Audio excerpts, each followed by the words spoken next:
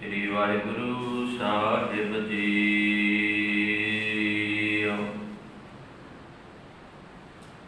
फिरत फिरत प्रभ आया, हरिया तो सरनाए। नानक की प्रभ बेनती, अपने भगति लाए। नानक की प्रभ बेनती, अपने भगति लाए। वाहिगुरु साहिब जी। महला पहला। भंड जमीऐ भंड निम्मीऐ, भंड मंगन भी आओ। भंडो होवै दोस्ती, भंडो चलै राह। वाहिगुरु जी का खालसा, वाहिगुरु जी की फतेह। सतगुरां दी पावन पवित्र हजूरी विच जुड़ बैठे सत संगी जनों, वडभागे हो। आसा जी दी वार पावन बाणी दे कीर्तन आप जी ने श्रवण कीते। जुड़ बैठे हो इस वेले आसा जी दी वार बाणी दी कथा विचार श्रवण करने दे लई। अज दा ये पावन श्लोक गुरु नानक साहब सतगुरां दी मुबारक रचना तो उचारण किया होया 19वीं पौड़ी का दूसरा श्लोक है। अज इसे श्लोक ते नाल पौड़ी की जो है वो विचार आपां करनी है। सतगुरु रहमत करन आप विच वर्त करके अपनी विचार करवा लैन। सो विचारां की आरंभता तो पहला अपनियां मनोवृत्तियां नूं करो एकागर, रसना नूं करो पवित्र, करो गुरफतेह दी सांझ। वाहिगुरु जी का खालसा, वाहिगुरु जी की फतेह। अज दा ये पावन श्लोक, इस श्लोक के अंदर जगत के मालक जगत गुरु गुरु नानक साहब सतगुरां ने जो सानू समझाया, असल के अंदर हिंदुस्तान इस देश के अंदर औरत की हालत बड़ी माड़ी सी। मैं आरंभ विच एक बेनती करके शुरुआत करांगा। इस औरत के वास्ते जिहड़े शब्द वरते जाते सन, इनू रखिया किन्हां दे नाल जांदा सी? शूदर दे नाल। इनू रखिया किहदे नाल जांदा सी? कहंदे ढोर दे नाल। इनू गवार दे नाल संज्ञा दित्ती जांदी सी। इनू पशु दे नाल गिणिया मिणिया जांदा सी। इस औरत नूं गोस्वामी तुलसीदास दे बोल तुहानूं सुना रिहा मैं। रामचरितमानस दे निर्माता ने रामचरितमानस दे औरत दे वास्ते इन्हां ने जिहड़े शब्द लिखे ने ना, कहंदे शूदर ढोर गवार पशु नारी। ध्यान नाल सुनियो। एक है शूदर ढोर गवार पशु, ते पंजवां इन्हां दे नाल उन्हें जिक्र किया नारी का, औरत का, इस्त्री का, माँ का। जिहड़ी माँ भी है, जिहड़ी धी भी है। इन्हें आख्या शूदर ढोर गवार पशु नारी, ये पांचों ताड़न के अधिकारी। देखो बड़ी वड्डी गल है। एको इंसान जिन्हें माँ के पेट तो जन्म लिया, माँ के गर्भ के विचों जन्म लिया, माँ ने पालिया, एक औरत ने पालिया, औरत ने सांभिया, औरत ने वड्डा कीता। ਉਸੇ ਔਰਤ ਦੇ ਵਾਸਤੇ ਇਹੋ ਜਿਹੇ ਸ਼ਬਦ ਉਹਨੇ ਵਰਤੇ ਹਨ। ਇੱਥੋਂ ਤੱਕ ਨਹੀਂ, ਇੱਕ ਵਿਦਵਾਨ ਨੇ ਹੋਰ ਵੀ ਬੜੇ ਕਮਾਲ ਦੇ ਬੋਲ ਲਿਖ ਦਿੱਤੇ। ਉਹਨੇ ਆਖਿਆ ਜਿਹੜੀ ਔਰਤ ਹੈ ਨਾ, ਔਰਤ ਇਹ ਪਰਮਾਤਮਾ ਦੀ ਸਭ ਤੋਂ ਖੂਬਸੂਰਤ ਗਲਤੀ ਹੈ। ਗਲਤੀ, ਪਰਮਾਤਮਾ ਦੀ ਗਲਤੀ ਕਿਹਾ ਗਿਆ, ਕਿਉਂਕਿ ਅੱਜ ਦਾ ਜਿਹੜਾ ਸ਼ਬਦ ਹੈ ਨਾ, ਭੰਡ ਜੰਮੀ ਹੈ, ਭੰਡ ਨਿੰਮੀ ਹੈ, ਭੰਡ ਮੰਗਣ ਵੀ ਆਓ, ਅੱਜ ਦਾ ਜਿਹੜਾ ਪਾਵਨ ਸ਼ਲੋਕ ਹੈ ਨਾ, ਇਹ ਉਹ ਹੈ ਜਿਹਦੀ ਇਹ ਪੰਕਤੀ, ਇੱਕ ਪੰਕਤੀ ਤੁਹਾਨੂੰ ਸਾਰਿਆਂ ਨੂੰ ਯਾਦ ਹੈ, ਜਿੱਥੇ ਮੇਰੇ ਬਾਬੇ ਨੇ ਬੋਲ ਕਹੇ ਨੇ ਕਿ ਸੋ ਕਿਉ ਮੰਦਾ ਆਖੀਐ ਜਿਤ ਜੰਮਹਿ ਰਾਜਾਨ। ਉਸ ਮਾਂ ਨੂੰ, ਉਸ ਔਰਤ ਨੂੰ ਕਿਸ ਵਾਸਤੇ ਮੰਦਾ ਕਹਿਣਾ, ਉਸ ਔਰਤ ਨੂੰ ਕਿਸ ਵਾਸਤੇ ਮਾੜਾ ਬੋਲਣਾ, ਜੋ ਜਿਤ ਜੰਮਹਿ ਰਾਜਾਨ, ਜਿਹਨੇ ਰਾਜਿਆਂ ਨੂੰ ਜਨਮ ਦਿੱਤਾ ਹੈ। ਦੇਖੋ, ਕਿਉਂਕਿ ਬਚਨ ਜਿਹੜੇ ਨੇ ਨਾ ਬਾਣੀ ਦੇ ਅੰਦਰ, ਇਹ ਨਾਲ ਨਾਲ ਆਪਾਂ ਸਾਂਝੇ ਕਰਦੇ ਜਾਣਾ। ਗੁਰੂ ਸਾਹਿਬ ਨੇ ਕੀ ਕਿਹਾ ਇਹਦੇ ਪਰਥਾਏ, ਇਸ ਦੇਸ਼ ਦੇ ਅੰਦਰ ਰਹਿਣ ਵਾਲੇ ਲੋਕਾਂ ਨੇ ਔਰਤ ਦੇ ਪਰਥਾਏ ਕੀ ਕੀ ਕੁਝ ਕਿਹਾ। ਇਸੇ ਦੇਸ਼ ਦੇ ਅੰਦਰ, ਮੈਂ ਆਪਣੇ ਦੇਸ਼ ਦੀ ਗੱਲ ਕਰਾਂਗਾ, ਇੱਥੇ ਔਰਤ ਨੂੰ ਸਿਰਫ ਤੇ ਸਿਰਫ ਪੈਰ ਦੀ ਜੁੱਤੀ ਸਮਝਿਆ ਜਾਂਦਾ ਹੈ, ਇਸ ਤੋਂ ਉੱਪਰ ਨਹੀਂ। ਆਖਿਆ ਗਿਆ ਔਰਤ ਜਿਹੜੀ ਹੈ ਨਾ, ਇਹ ਪੈਰ ਦੀ ਜੁੱਤੀ ਦੇ ਸਮਾਨ ਹੈ, ਤੇ ਜੁੱਤੀ ਨੂੰ ਜਿੰਨਾ ਚੰਡ ਕੇ ਰੱਖੋਗੇ, ਸਮਝ ਰਹੇ ਹੋ ਨਾ ਗੱਲ। ਦੇਖੋ ਕਹਿਣ ਦਾ ਤਰੀਕਾ ਕਿਸ ਤਰ੍ਹਾਂ ਦਾ ਹੁੰਦਾ ਸੀ। ਸਾਡੇ ਲੋਕ ਕਹਿੰਦੇ ਸਨ ਕਿ ਔਰਤ ਪੈਰ ਦੀ ਜੁੱਤੀ ਹੈ, ਤੇ ਜੁੱਤੀ ਨੂੰ ਜਿੰਨਾ ਚੰਡ ਕੇ ਰੱਖਿਆ ਜਾਏਗਾ ਨਾ, ਓਨਾ ਹੀ ਭਲਾ, ਓਨਾ ਹੀ ਚੰਗਾ ਹੈ। ਇੱਥੇ ਜੁੱਤੀ ਦੇ ਬਹਾਨੇ ਗੱਲ ਔਰਤ ਤੇ ਲਾਈ ਜਾ ਰਹੀ ਹੈ।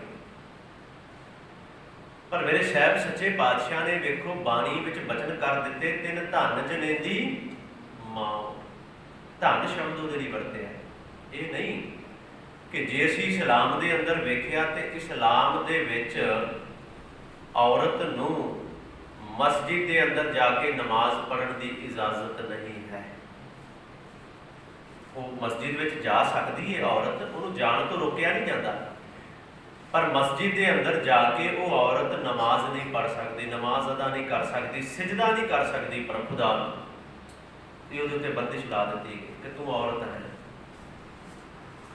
ਮੇਰੇ ਸਾਹਿਬ ਸੱਚੇ ਪਾਤਸ਼ਾਹ ਜੀ ਨੇ ਅੰਮ੍ਰਿਤਮਈ ਬਾਣੀ ਵਿੱਚ ਆਖਿਆ ਨਹੀਂ ਭਾਈ, ਦੇਖੋ ਉਹਨੂੰ ਸੁਹਾਗਣ ਵੀ ਕਿਹਾ ਗਿਆ ਗੁਰੂ ਗ੍ਰੰਥ ਸਾਹਿਬ ਦੇ ਅੰਦਰ। ਤੇ ਸਭ ਤੋਂ ਵੱਡੀ ਗੱਲ ਜਿਹੜੀ ਹੈ ਨਾ, ਧਿਆਨ ਨਾਲ ਸੁਣਿਓ, ਸਭ ਤੋਂ ਵੱਡੀ ਗੱਲ ਇਹ ਹੈ ਕਿ ਗੁਰੂ ਗ੍ਰੰਥ ਸਾਹਿਬ ਦੀ ਸਮੁੱਚੀ ਬਾਣੀ, ਜਿੰਨੀ ਵੀ ਬਾਣੀ ਹੈ ਨਾ ਗੁਰੂ ਗ੍ਰੰਥ ਸਾਹਿਬ ਦੇ ਅੰਦਰ, ਇਸ ਬਾਣੀ ਨੂੰ ਉਚਾਰਿਆ ਗਿਆ ਇਸਤਰੀ ਰੂਪ ਦੇ ਵਿੱਚ ਹੋ ਕੇ। ਪਰਮਾਤਮਾ ਨੂੰ, ਵਾਹਿਗੁਰੂ ਨੂੰ ਉਹਦੇ ਵਾਸਤੇ ਇਹ ਬਚਨ ਕਹੇ ਗਏ ਨੇ ਕਿ ਇਸ ਜਗ ਮਹਿ ਪੁਰਖ ਏਕ ਹੈ। ਇਸ ਜਗਤ ਦੇ ਅੰਦਰ, ਸੰਸਾਰ ਵਿੱਚ ਪੁਰਖ ਸਿਰਫ ਇੱਕੋ ਹੈ, ਮਰਦ ਸਿਰਫ ਇੱਕੋ ਹੈ, ਉਹ ਹੈ ਵਾਹਿਗੁਰੂ ਪਰਮਾਤਮਾ। ਹੋਰ ਸਗਲੀ ਨਾਰ ਸਬਾਈ, ਬਾਕੀ ਅਸੀਂ ਸਾਰੇ ਉਹਦੀਆਂ ਨਾਰਾਂ ਹਾਂ, ਉਹਦੀਆਂ ਔਰਤਾਂ। ਦੇਖੋ ਜੀਵ ਇਸਤਰੀ ਦੇ ਤੌਰ ਤੇ ਬਾਣੀ ਨੂੰ ਉਚਾਰਿਆ ਗਿਆ ਹੈ, ਔਰਤ ਨੂੰ ਮੁੱਖ ਰੱਖ ਕੇ।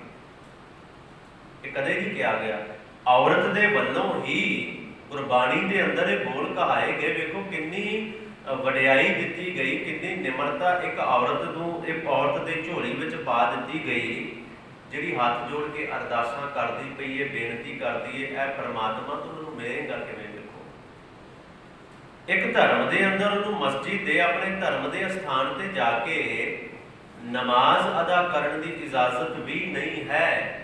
ਤੇ ਇੱਥੇ ਇੱਕ ਔਰਤ ਅਰਦਾਸ ਬੇਨਤੀ ਕਰ ਰਹੀ ਹੈ ਕਿ ਕਵਨ ਗੁਣ ਪ੍ਰਾਨ ਪਤ ਮਿਲੋ ਮੇਰੀ ਮਾਏ, ਰੂਪਹੀਨ ਬੁੱਧ ਬਲਹੀਨੀ ਮੋਹ ਪਰਦੇਸਨ ਦੂਰ। ਤੇ ਕਿਵੇਂ ਮਿਲਾਂਗੀ, ਅਰਦਾਸ ਕਰ ਰਹੀ ਹੈ। ਵੇਖੋ ਬਾਬਾ ਫਰੀਦ ਸਾਹਿਬ ਦੇ ਬਚਨ, ਜਿਸ ਵੇਲੇ ਬਾਬਾ ਫਰੀਦ ਸਾਹਿਬ ਨੇ ਇੱਕ ਔਰਤ ਦੀ ਵਿਥਿਆ ਕਹਿ ਰਹੇ ਨੇ ਕਿ ਪ੍ਰਮਾਤਮਾ ਨੂੰ, ਪਤੀ ਨੂੰ ਮਿਲਣ ਦੀ ਤਾਂ ਉਹਦੇ ਮਨ ਦੇ ਅੰਦਰ ਕਿੰਨੀ। ਇੱਥੇ ਮਾੜਾ ਨਹੀਂ ਕਿਹਾ ਗਿਆ, ਇੱਥੇ ਤੇ ਕਿਹਾ ਗਿਆ ਕਿ ਭਲਿਓ ਸੋ ਕਿਉਂ ਮੰਦਾ ਆਖੀਐ, ਉਸ ਔਰਤ ਨੂੰ ਮੰਦਾ ਕਿਉਂ ਕਹਿਣਾ, ਮਾੜਾ ਕਿਉਂ ਕਹਿਣਾ। ਜਿਤ ਜੰਮਹਿ ਰਾਜਾਨ, ਜਿਹਨੇ ਰਾਜਿਆਂ ਨੂੰ ਜਨਮ ਦੇ ਦਿੱਤਾ, ਭਗਤਾਂ ਨੂੰ ਜਨਮ ਦਿੱਤਾ, ਗੁਰੂਆਂ ਨੂੰ ਜਨਮ ਦਿੱਤਾ।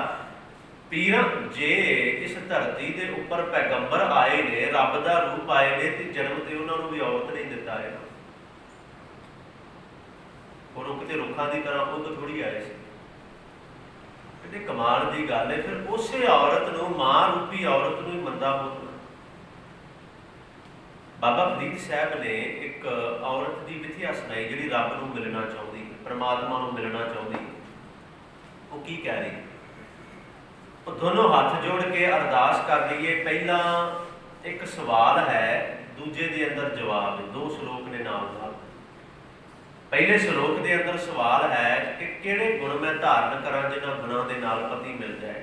देखो औरत कितनी भली दर्शाई गई है बाणी विच, भी मैं किहड़े गुण धारण करा, किहड़ा पहरावा पहना, किहड़ा कौन सो वेशो हाउ करी, मैं किहड़ा वेश करा, किहड़ा पहरावा मैं पहना, किहड़े गुण मैं अपने अंदर धारण करा, जित वस आवी कंत, किहड़ा वेश करा, कवन सो अखर, कवन गुण, किहड़े अखर बोला जिहदे नाल खुश हो जाए मेरे ऊपर।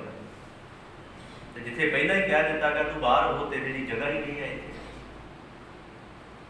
कवन सो अखर कवन गुण, कवन सो मणिया मंत, कौन सो वेशो हाउ करी, जित वस आवी कंत।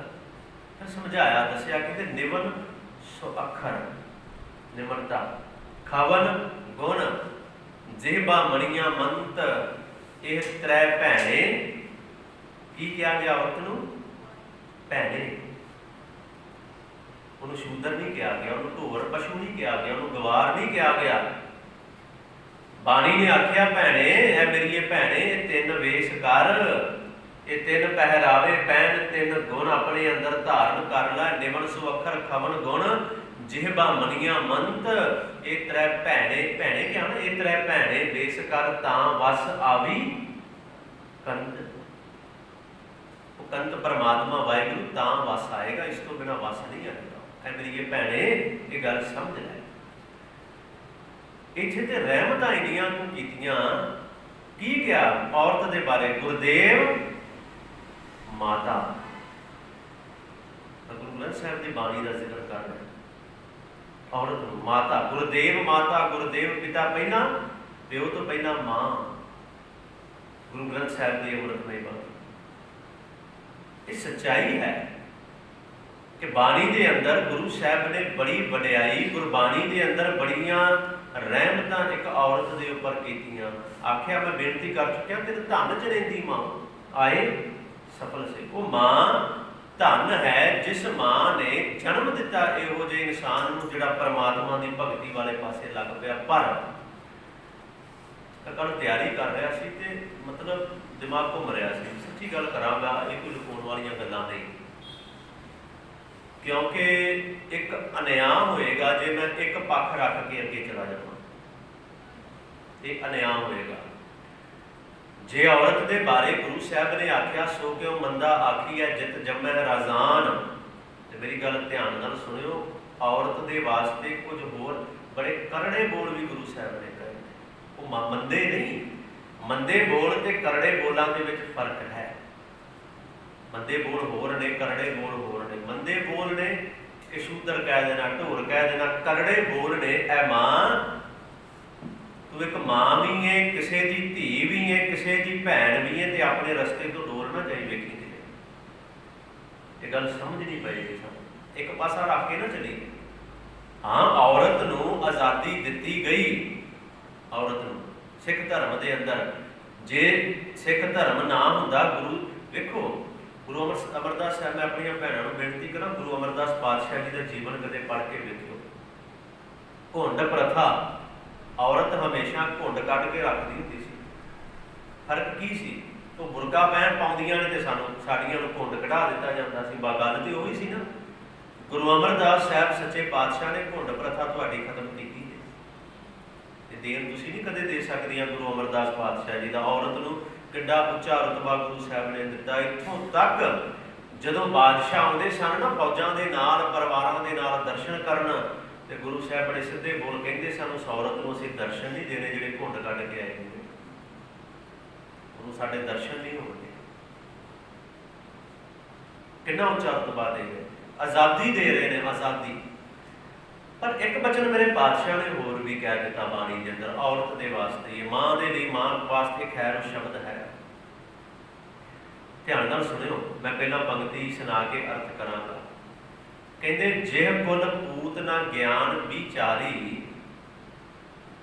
जिह कुल जिस कुल दे विच जिस मां दा पुत्तर ਗਿਆਨ ਦਾ ਹੀ ਵਿਚਾਰ ਨਹੀਂ ਕਰਦਾ, ਮਾਂ ਆਪਣੇ ਬੱਚੇ ਨੂੰ ਉਸ ਪਾਸੇ ਨਹੀਂ ਲਾ ਰਹੀ। ਫਿਰ ਸੁਣਿਓ, ਜਿਹ ਕੁਲ ਪੂਤ ਪੁੱਤਰ, ਜਿਹ ਕੁਲ ਪੂਤ ਨਾ ਗਿਆਨ ਵਿਚਾਰੀ। ਤੇ ਪਤਾ ਗੁਰੂ ਸਾਹਿਬ ਨੇ ਕੀ ਆਖਿਆ? ਫਿਰ ਮੈਂ ਇਹ ਦੂਜਾ ਪੱਖ ਤਾਂ ਨਾਲ ਲੈ ਕੇ ਚੱਲਿਆ ਕਿ ਸਾਨੂੰ ਇਹ ਸਮਝ ਆ ਜਾਏ ਕਿ ਗੁਰੂ ਸਾਹਿਬ ਸਮਝਾ ਵੀ ਰਹੇ ਨੇ। ਜੇ ਪਿਆਰ ਨਾਲ ਪਲੋਸਦੇ ਪਏ ਨੇ ਤੇ ਦੂਜੇ ਪਾਸੇ ਫਰਜ਼ ਵੀ ਯਾਦ ਕਰਵਾ ਰਹੇ ਨੇ, ਫਰਜ਼ ਔਰਤ ਦੇ, ਮਾਂ ਦੇ। ਕਹਿ ਰਹੇ ਨੇ ਕਿ ਜੇ ਕੁਲ ਪੂਤ ਨਾ ਗਿਆਨ ਵਿਚਾਰੀ। ਹੁਣ ਤੁਹਾਨੂੰ ਇਹ ਔਖਾ ਲੱਗੇਗਾ ਸੁਣਨਾ, ਆ ਜਿਹੜਾ ਬੋਲ ਮੈਂ ਹੁਣ ਕਹਿਣ ਜਾ ਰਿਹਾ। ਪਤਾ ਗੁਰੂ ਸਾਹਿਬ ਨੇ ਕੀ ਆਖਿਆ? ਵਿਧਵਾ ਕਸ ਨਾ ਭਈ ਮਹਤਾਰੀ। ਉਹ ਮਾਂ ਉਸ ਬੱਚੇ ਦੇ ਜੰਮਣ ਤੋਂ ਪਹਿਲਾਂ ਉਹਦਾ ਘਰ ਵਾਲਾ ਮਰ ਕਿਉਂ ਨਹੀਂ ਗਿਆ? ਉਹ ਵਿਧਵਾ ਕਿਉਂ ਨਹੀਂ ਹੋ ਗਈ? ਇਹੋ ਜਿਹੇ ਬੱਚੇ ਨੂੰ ਜਨਮ ਹੀ ਉਹਨੇ ਕਿਉਂ ਦਿੱਤਾ? ਇਹ ਦੂਜਾ ਪੱਖ ਰੱਖਣਾ ਬੜਾ ਜ਼ਰੂਰੀ ਹੈ। ਇਹ ਨਹੀਂ ਕਿ ਵਡਿਆਈਆਂ ਕਰਕੇ ਪਾਸੇ ਹੋ ਜਾਈਏ, ਫੁੱਲੀਆਂ ਦੇ ਕੇ ਪਾਸੇ ਹੋ ਜਾਈਏ। ਜਿਹਨੂੰ ਫੁੱਲੀਆਂ ਪਾਤੀਆਂ ਜੀ, ਚਲੋ ਠੀਕ ਹੈ, ਕੁਛ ਕਰਤਾ ਭੈਣਾਂ ਨੂੰ, ਔਰਤਾਂ ਨੂੰ, ਨਹੀਂ। ਹਾਂ, ਗੁਰੂ ਸਾਹਿਬ ਨੇ ਕਿਹਾ ਹੈ ਕਿ ਸੋ ਕਿਉਂ ਮੰਦਾ ਆਖੀਐ ਜਿਤ ਜਬ। ਉਹਨੂੰ ਮੰਦਾ ਨਹੀਂ ਕਹਿਣਾ, ਉਹਨੂੰ ਮਾੜਾ ਨਹੀਂ ਬੋਲਣਾ। ਪਰ ਜੇ ਔਰਤ ਆਪਣੇ ਫਰਜ਼ਾਂ ਤੋਂ ਦੌੜਦੀ ਹੈ, ਮਾਂ ਆਪਣੇ ਫਰਜ਼ਾਂ ਤੋਂ ਭੱਜਦੀ ਹੈ, ਤੇ ਗੁਰੂ ਸਾਹਿਬ ਸਮਝਾਉਂਦੇ ਵੀ ਪਏ। ਇਹ ਬੜੇ ਕਰੜੇ ਬੋਲ ਨੇ ਕਿ ਇਹੋ ਜਿਹੇ ਪੁੱਤਰ ਦੇ, ਇਹੋ ਜਿਹੇ ਬੱਚੇ ਦੇ ਜਨਮ ਤੋਂ ਪਹਿਲਾਂ ਉਸ ਔਰਤ ਦਾ ਪਤੀ ਕਿਉਂ ਨਾ ਮਰ ਗਿਆ, ਉਹ ਵਿਧਵਾ ਕਿਉਂ ਨਾ ਹੋ ਗਈ? ਜੇ ਕੁਲ ਪੂਤ ਨਾ ਗਿਆਨ ਵਿਚਾਰੀ, ਵਿਧਵਾ ਕਸ ਨਾ ਭਈ ਮਹਤਾਰੀ। ਮਹਤਾਰੀ ਦਾ ਅਰਥ ਹੈ ਮਾਂ। ਉਹ ਮਾਂ ਵਿਧਵਾ ਕਿਉਂ ਨਾ ਹੋ ਗਈ? ਜਿਹਦਾ ਪੁੱਤਰ ਜਿਹੜਾ ਆਪਣੇ ਪੁੱਤਰ ਨੂੰ ਪਰਮਾਤਮਾ ਦੇ ਰਾਹ ਤੇ ਤੋਰ ਹੀ ਨਾ ਸਕੀ। ਤੁਸੀਂ ਕਿਤੇ ਪੜ੍ਹੋ ਬਾਬਾ ਫਰੀਦ ਸਾਹਿਬ ਦਾ ਜੀਵਨ। ਮਾਂ ਤੋਰ ਰਹੀ ਏ, ਮਾਂ ਕਹਿ ਰਹੀ ਹੈ ਖੁਦਾ ਦੀ ਬੰਦਗੀ ਕਰ, ਨਮਾਜ਼ ਅਦਾ ਕਰ। ਮਾਂ, ਅੰਮੀ ਖੁਦਾ ਕੀ ਦੇਗਾ? ਉਹ ਗੁੜ ਦੀ ਲੋੜੀ ਦੇਗਾ। ਜਿਸ ਦਿਨ ਮਾਂ ਭੁੱਲ ਗਈ ਉਸ ਦਿਨ ਰੱਬ ਰੱਖ ਕੇ ਗਿਆ। ਮਾਂ ਲਾ ਰਹੀ ਹੈ ਰੱਬ ਦੇ ਵਾਲੇ ਪਾਸੇ। ਧਰੂ ਹੱਸਦਾ ਘਰ ਆਇਆ, ਕਰ ਪਿਆਰ ਪਿਓ ਪੁੱਛੜ ਲੀਤਾ, ਬਾਹੋਂ ਪਕੜ ਉਠਾ ਲਿਆ, ਮਨ ਵਿੱਚ ਰੋਸ ਮਤਰੇਈ ਕੀਤਾ। ਡੱਡੋਂ ਲਿਕਾ ਮਾਂ ਪੁੱਛੇ, ਮਾਂ ਨੂੰ ਪੁੱਛ ਰਿਹਾ, ਮਾਂ ਤੂੰ ਇਸ ਘਰ ਦੇ ਅੰਦਰ ਗੋਲੀ ਹੈ ਕਿ ਰਾਣੀ ਹੈ? ਮੈਨੂੰ ਸਮਝ ਨਹੀਂ ਆ ਰਹੀ। ਮੈਨੂੰ ਮੇਰੀ ਮਤਰੇਈ ਮਾਂ ਨੇ ਬਾਪ ਦੀ ਗੋਦ ਚੋਂ ਖਿੱਚ ਕੇ ਬਾਹਰ ਕੱਢ ਲਿਆ। ਤੂੰ ਰਾਣੀ ਹੈ ਕਿ ਗੋਲੀ ਹੈ? ਉਹਨੇ ਆਖਿਆ ਸੀ ਰਾਣੀ ਤਾਂ ਮੈਂ ਜਨਮਦੀ ਹਾਂ। ਰਾਣੀ ਹਾਂ ਮੈਂ ਜਨਮਦੀ। ਮਾਂ ਕਹਿ ਰਹੀ ਏ ਪੁੱਤਰ, ਰਾਣੀ ਤੇ ਮੈਂ ਜਨਮਦੀ ਹਾਂ। ਇੱਕ ਰਾਜੇ ਘਰ ਜਨਮ ਲਿਆ, ਰਾਜੇ ਘਰ ਵਿਆਹੀ ਗਈ, ਮੈਂ ਤੇ ਜਨਮ ਤੋਂ ਰਾਜੀ ਹਾਂ, ਰਾਣੀ ਹਾਂ। ਧਰੂ ਨੇ ਆਖਿਆ ਸੀ ਮਾਂ ਫਿਰ ਤੇਰੀ ਇਹ ਹਾਲਤ ਕਿਉਂ ਹੋ ਗਈ? ਕਹਿੰਦੀ ਪੁੱਤਰ ਮੈਂ ਕਦੇ ਪਰਮਾਤਮਾ ਦੀ ਬੰਦਗੀ ਨਹੀਂ ਕੀਤੀ, ਉਹਦਾ ਸ਼ੁਕਰ ਨਹੀਂ ਕੀਤਾ, ਉਹਦਾ ਸ਼ੁਕਰਾਨਾ ਨਹੀਂ ਕੀਤਾ। ਅਸਲੀਅਤ ਹੈ ਰਾਣੀ ਹਾਂ ਮੈਂ ਜਨਮ ਦੀ, ਪਰ ਕਹਿ ਰਹੀ ਹੈ ਨਾਮ ਨਾ ਭਗਤੀ ਕਰਮ ਦ੍ਰਿੜੀਤਾ। ਪੁੱਤਰ ਕਹਿੰਦਾ ਕਿਸ ਉਦਮ ਤੇ ਰਾਜ ਮਿਲਿਆ, ਛਤਰੂ ਤੇ ਸਭ ਹੋਣ ਮੀਤਾ। ਧਰੂ ਕਹਿੰਦਾ ਮਾਂ ਕਿਹੜਾ ਉਦਮ ਕਰਾਂ ਜਿਹਦੇ ਨਾਲ ਰਾਜ ਮਿਲ ਜਾਏ ਮੈਨੂੰ? ਆ ਮੈਂ ਰਾਜਾ ਬਣਨਾ ਚਾਹੁੰਦਾ, ਆਪਣੇ ਬਾਪ ਦੀ ਜਗ੍ਹਾ ਲੈਣਾ ਚਾਹੁੰਦਾ। ਮੈਨੂੰ ਲੱਗਦਾ ਮੇਰੇ ਸਾਰੇ ਸ਼ਤਰੂ ਨੇ ਮਿੱਤਰ ਕਿਵੇਂ ਬਣਨਗੇ? ਕਿਸ ਉਦਮ ਤੇ ਰਾਜ ਮਿਲਿਆ, ਸ਼ਤਰੂ ਤੇ ਸਭ ਹੋਵਣ ਮੀਤਾ। ਤੇ ਜੇ ਅੱਜ ਦੀ ਮਾਂ ਹੁੰਦੀ, ਜੇ ਕੋਈ ਗੱਲ ਕਹਿਣ ਵਿੱਚ ਮੈਂ ਸੰਕੋਚ ਨਹੀਂ ਕਰਾਂਗਾ, ਜੇ ਅੱਜ ਦੀ ਮਾਂ ਹੁੰਦੀ ਉਹਨੇ ਕਹਿਣਾ ਸੀ ਕਿ ਤੇਰੇ ਪਿਓ ਨੇ ਸੌਂਕਣ ਲਿਆ ਕੇ ਬਿਠਾਤੀ ਮੇਰੇ ਅੱਗੇ ਵੀ ਵੱਡਾ ਹੋਈ, ਇਹਦੀ ਧੌਣ ਵੱਡੀ ਤੇ ਰਾਜਾ ਬਣ ਜੇ। ਖਤਮ। ਇਵੇਂ ਹੀ ਹੈ ਨਾ। ਉਹ ਮਾਂ ਕਹਿੰਦੀ ਨਹੀਂ ਪੁੱਤਰਾ।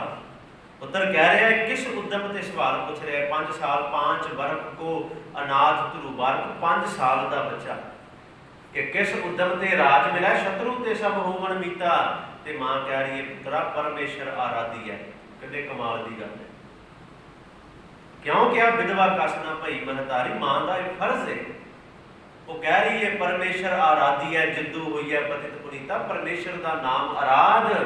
ਤੂੰ ਇਸ ਰਾਜ ਦੀ ਗੱਲ ਕਰਦਾ, ਤੈਨੂੰ ਉਹ ਰਾਜ ਮਿਲੇਗਾ ਜਿਹੜਾ ਕਦੇ ਤੇਰੇ ਤੋਂ ਖੁੱਸੇਗਾ ਹੀ ਨਹੀਂ, ਤੇਰੇ ਕੋਲੋਂ ਕੋਈ ਖੋ ਨਹੀਂ ਸਕਦਾ। ਤੇ ਗੁਰੂ ਸਾਹਿਬ ਨੇ ਕਿਹਾ ਹੈ ਬਾਣੀ ਵਿੱਚ, ਅਟਲ ਭਇਓ ਧਰੂ ਜਾ ਕੇ ਸਿਮਰਨ। ਉਹ ਮਾਂ ਕਰਕੇ ਸੀ। ਆਰ ਨਿਰਭੈ ਪਦ ਪਾਇਆ। ਉਹ ਅਟਲ ਹੋ ਗਿਆ ਨਾ ਧਰੂ। ਅੱਜ ਵੀ ਖੜਾ ਹੈ, ਚਮਕ ਰਿਹਾ ਹੈ, ਅੱਜ ਵੀ ਉਹਦਾ ਨਾਮ ਚਮਕ ਰਿਹਾ। ਇਹ ਅਸਲੀਅਤ ਹੈ। ਜੇ ਕੁਲ ਪੂਤ ਨਾ ਗਿਆਨ ਵਿਚਾਰੀ, ਵਿਧਵਾ ਕਸ ਨਾ ਭਈ ਮਹਤਾਰੀ।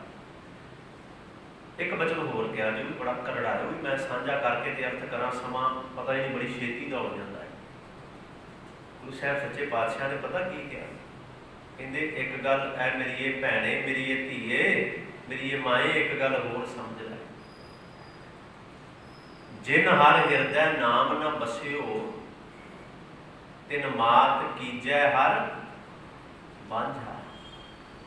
ਕਰੜੇ ਜ਼ਰੂਰ ਨੇ, ਕਿਉਂਕਿ ਇਹ ਪਾਸਾ ਮੈਂ ਤਾਂ ਨਾਲ ਲੈ ਕੇ ਚੱਲਿਆ, ਜਿੰਨੀਆਂ ਵੀ ਕਥਾ ਸੁਣੋਗੇ ਨਾ ਤੁਸੀਂ, ਸੋ ਕਿਉ ਮੰਦਾ ਆਖੀਏ, ਉੱਥੇ ਔਰਤ ਦੀ ਸਿਫਤ ਹੀ ਕੀਤੀ ਗਈ ਹੈ। ਪਰ ਔਰਤ ਦੇ ਬਾਰੇ ਜੋ ਗੁਰੂ ਸਾਹਿਬ ਨੇ ਕਿਹਾ ਉਹ ਸਾਨੂੰ ਦੱਸਣਾ ਪਏਗਾ, ਦੱਸਣਾ ਪਏਗਾ ਸਾਨੂੰ। ਆਖਿਆ ਜਿਨ ਹਰ ਹਿਰਦੈ ਨਾਮ ਨਾ ਪਸਿਓ, ਤਿਨ ਮਾਤ ਕੀਜੈ। ਜਿਹਦੇ ਹਿਰਦੇ ਦੇ ਅੰਦਰ, ਜਿਸ ਪੁੱਤਰ ਦੇ, ਜਿਸ ਬੱਚੇ ਦੇ, ਬੱਚੀ ਦੇ ਹਿਰਦੇ ਦੇ ਅੰਦਰ ਪਰਮਾਤਮਾ ਦਾ ਨਾਮ ਨਹੀਂ ਵਸਿਆ, ਕਹਿੰਦੇ ਉਹ ਮਾਂ ਬਾਂਝ ਕਿਉਂ ਨਾ ਹੋ। ਤਿਨ ਮਾਤ ਕੀਜੈ ਹਰ ਬਾਂਝਾ, ਤਿਨ ਸੁਣੀ ਦੇ ਫਿਰੈ ਬਿਨ ਨਾਵ, ਖਪ ਖਪ ਮੋਏ ਕਰਾਂਝਾ। ਉਹ ਮਾਂ ਬਾਂਝ ਕਿਉਂ ਨਹੀਂ ਹੋ ਗਈ? ਕਿਉਂ ਇਹੋ ਜਿਹੇ ਪੁੱਤਰ ਨੂੰ ਜਨਮ ਦਿੱਤਾ? ਸਾਡੇ ਨਾ ਸ਼ਾਇਦ, ਮੈਨੂੰ ਨਹੀਂ ਇਹ ਗੱਲ ਕਹਿਣੀ ਚਾਹੀਦੀ, ਪੰਜਾਬੀ 'ਚ ਇੱਕ ਕਹਾਵਤ ਹੈ, ਕਮਲੇ ਨੂੰ ਨਾ ਮਾਰੋ। ਤੁਸੀਂ ਸਮਝ ਗਏ ਕੀ ਗੱਲ? ਪੰਜਾਬੀ ਦੀ ਕਹਾਵਤ ਹੈ, ਤਿਨ ਮਾਤ ਕੀਜੈ ਹਰ ਬਾਂਝਾ। ਗੱਲ ਉਹੀ ਹੈ, ਤਿਨ ਮਾਤ ਕੀਜੈ। ਇੱਥੇ ਨਾ ਰਿਓ ਕਿ ਹਾਂ ਔਰਤ ਨੂੰ, ਇਹਦੇ ਵਿੱਚ ਔਰਤ ਦਾ ਦਰਜਾ ਨਹੀਂ ਘੱਟ ਹੋਇਆ। ਜਿਹੜੀ ਇਹ ਗੱਲ ਗੁਰੂ ਸਾਹਿਬ ਦੀਆਂ ਮੈਂ ਦੋ ਸਿਰਫ ਉਦਾਹਰਨਾਂ ਤੁਹਾਡੇ ਅੱਗੇ ਰੱਖੀਆਂ ਸਮੇਂ ਦੀ ਨਿਜ਼ਾਕਤ ਦੇ ਨਾਲ।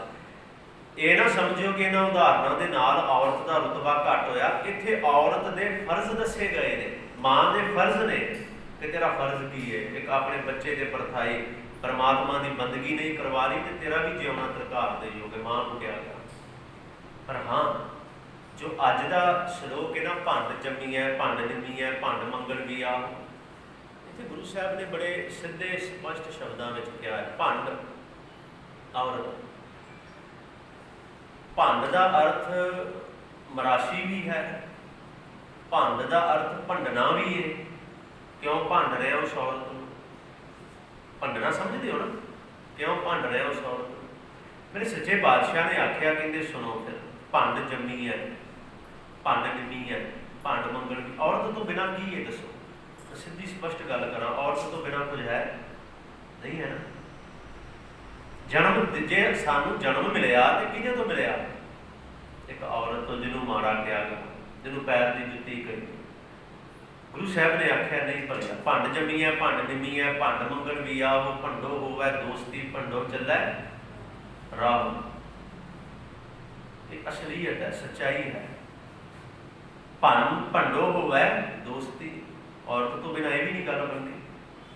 ਭੰਡੋ ਚੱਲੈ ਰਾਹ। ਜੇ ਔਰਤ ਜਿਹੜੀ ਹੈ ਨਾ, ਔਰਤ ਦੇਖੋ ਬੱਚੇ ਨੂੰ ਸਿੱਧੇ ਰਸਤੇ ਤੇ ਲੈ ਜਾਏਗੀ ਨਾ।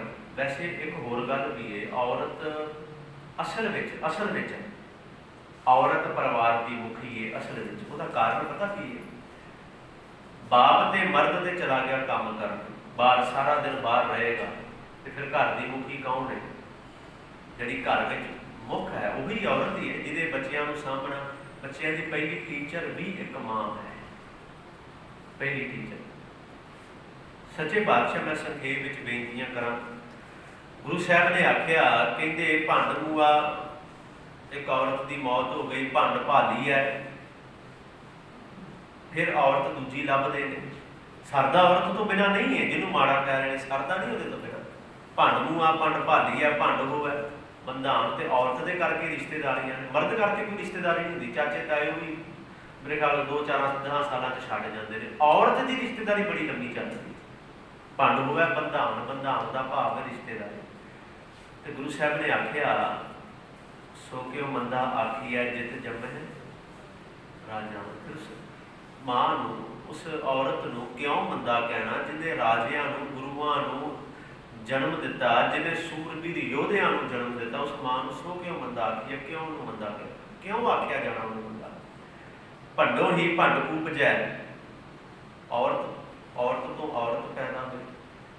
ਔਰਤ ਅੱਗੇ ਇਸੇ ਤਰ੍ਹਾਂ ਹੀ ਸੰਸਾਰ ਚੱਲਦਾ ਹੈ ਨਾ। ਆਖਿਆ ਭੰਡੈ ਬਾਜ ਨਾ ਕੋਏ, ਜੇ ਔਰਤ ਨਹੀਂ ਹੈ ਤੇ ਸੰਸਾਰ ਰਹਿ ਹੋਏਗਾ, ਜਿਹਨੂੰ ਮੰਦਾ ਕਿਹਾ ਜਾ ਰਿਹਾ ਹੈ। ਜੇ ਉਹ ਔਰਤ ਹੈ ਤੇ ਸੰਸਾਰ ਦੀ ਉਤਪਤੀ ਹੈ ਨਹੀਂ ਹੈ ਨਾ। ਭੰਡੋ ਬਾਜ ਨਾ ਕੁਝ ਵੀ ਨਹੀਂ ਹੈ, ਔਰਤ ਨਹੀਂ ਹੈ ਤੇ ਕੁਝ ਵੀ ਨਹੀਂ ਹੈ। ਭੰਡੋ ਬਾਜ ਨਾ ਕੋਏ।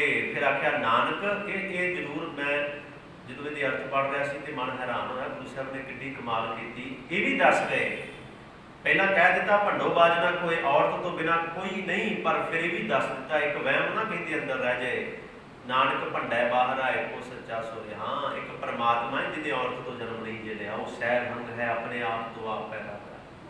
ਉਹ ਵਾਹਿਗੁਰੂ ਸਭ ਤੋਂ ਅਲੱਗ ਹੈ ਪਰਮਾਤਮਾ, ਏਕੋ ਸੱਚਾ ਸੋਏ। ਜਿਤ ਮੁਖ ਸਦਾ ਸਲਾਹੀ ਹੈ, ਭਾਗਾ ਰਤੀ ਚਾਰ, ਨਾਨਕ ਤੇ ਮੁਖ ਉਜਲੇ ਤਿਤ ਸੱਚਾ ਦਰਬਾਰ। ਉਹ ਮੁਖ ਉਜਲੇ ਨੇ ਉਹਦੇ ਦਰਬਾਰ ਤੇ, ਜਿਨ੍ਹਾਂ ਮੁਖਾਂ ਦੇ ਨਾਲ ਉਸ ਵਾਹਿਗੁਰੂ ਪਰਮਾਤਮਾ ਦੀ ਸਿਫਤ ਸਲਾਹ ਕੀਤੀ ਜਾਂਦੀ ਹੈ, ਜਿਹੜਾ ਭੰਡਾ ਬਾਹਰਾ ਹੈ, ਉਹ ਮੁਖ ਸੱਚਮੁੱਚ ਉਜਲੇ ਹਨ।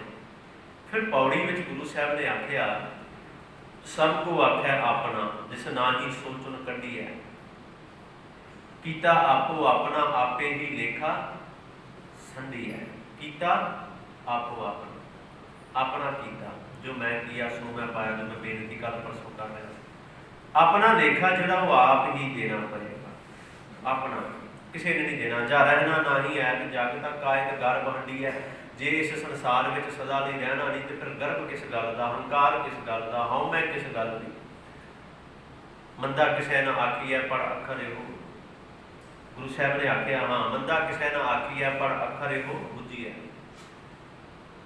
ਮੰਦਾ ਕਿਸੇ ਨਾ ਆਖੀ ਹੈ, ਕਿਸੇ ਨੂੰ ਨਹੀਂ, ਇਹ ਸਿਰਫ ਔਰਤ ਤੱਕ ਸੀਮਤ ਨਹੀਂ, ਕਿਸੇ ਨੂੰ ਵੀ ਮੰਦਾ ਬੋਲ ਨਹੀਂ ਬੋਲਣਾ, ਕਿਸੇ ਨੂੰ।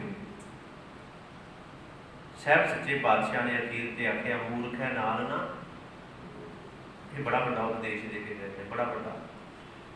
ਮੂਰਖ ਬੰਦੇ ਦੇ ਨਾਲ ਕਦੇ ਬੈਸਣਾ ਨਹੀਂ ਚਾਹੀਦਾ, ਉਹਦੇ ਨਾਲ ਕਦੇ ਉਲਝਣਾ ਨਹੀਂ ਚਾਹੀਦਾ। ਅੱਜ ਇਹ ਹਾਲਾਤ ਬਣ ਚੁੱਕੇ ਨੇ ਕਿ ਜੋ ਮੈਨੂੰ ਪਤਾ ਹੈ, ਮੈਂ ਕਹਿੰਦਾ ਜੀ ਮੈਂ ਇਹ ਸੱਚਾ, ਸੱਚਾਈ ਹੈ। ਅੱਜ ਦਾ ਮਨੁੱਖ ਜਿਹੜਾ ਹੈ ਨਾ, ਕਿਸੇ ਕੋਲੋਂ ਗਿਆਨ ਨਹੀਂ ਲੈਣਾ ਚਾਹੁੰਦਾ, ਕਿਸੇ ਕੋਲੋਂ। ਅੱਜ ਦਾ ਮਨੁੱਖ ਸੋਸ਼ਲ ਮੀਡੀਆ ਦਾ ਵਿਦਵਾਨ ਹੈ। ਅੱਜ ਦਾ ਉਹਨੇ ਕਦੇ ਕਿਤਾਬ ਨੂੰ ਹੱਥ ਨਹੀਂ ਲਾਇਆ। ਜਿਹੜਾ ਮੇਰਾ ਪਸੰਦੀਦਾ ਕਰੈਕਟਰ ਹੈ ਨਾ, ਉਹ ਜੋ ਕਹਿ ਰਿਹਾ ਹੈ ਮੇਰੇ ਲਈ ਉਹ ਸੱਚ ਹੈ, ਬਸ।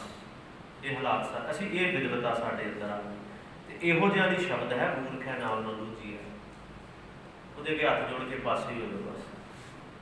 ਪਰ ਅੱਜ ਦਾ ਜੋ ਸਲੋਕ ਹੈ ਨਾ ਮੇਨ, ਉੱਥੇ ਮੇਰੇ ਸੱਚੇ ਪਾਤਸ਼ਾਹ ਮੇਰੇ ਬਾਬੇ ਨੇ ਆਖਿਆ, ਸੋ ਕਿਉਂ ਬੰਦਾ ਆਖੀਐ ਜਿਤ ਜੰਮੈ ਰਾਜਾਨ। ਉਸ ਮਾਂ ਨੂੰ ਮੰਦਾ ਨਾ ਬੋਲ ਜਿਹਨੇ ਰਾਜਿਆਂ ਨੂੰ ਜਨਮ ਦਿੱਤਾ, ਜਿਹਨੇ ਪੀਰਾਂ ਪੈਗੰਬਰਾਂ ਨੂੰ ਜਨਮ ਦਿੱਤਾ। ਪਰ ਇਹ ਨਾਲ ਯਾਦ ਰੱਖਿਓ, ਇਹ ਵੀ ਗੁਰੂ ਸਾਹਿਬ ਨੇ ਕਿਹਾ ਹੈ ਕਿ ਵਿਧਵਾ ਕਸ ਨਾ ਪਈ, ਮੈਂ ਤਾਰੀ ਜਾਨ ਤਿਨ ਮਾਤ ਕੀਜੈ ਹਰ ਬਾਂਝਾ। ਇਹ ਵੀ ਯਾਦ ਰੱਖਿਓ। ਸੋ ਸਤਿਗੁਰੂ ਰਹਿਮਤ ਕਰ, ਇੰਨੀਆਂ ਕੁ ਬੇਨਤੀਆਂ ਪ੍ਰਵਾਨ ਹੋਈਆਂ, ਬੇਅੰਤ ਭੁੱਲਾਂ ਦੀ ਖਿਮਾ ਕਰੋ, ਗੁਰਫਤਿਹ ਦੀ ਸਾਂਝ। ਵਾਹਿਗੁਰੂ ਜੀ ਕਾ ਖਾਲਸਾ, ਵਾਹਿਗੁਰੂ ਜੀ ਕੀ ਫਤਿਹ।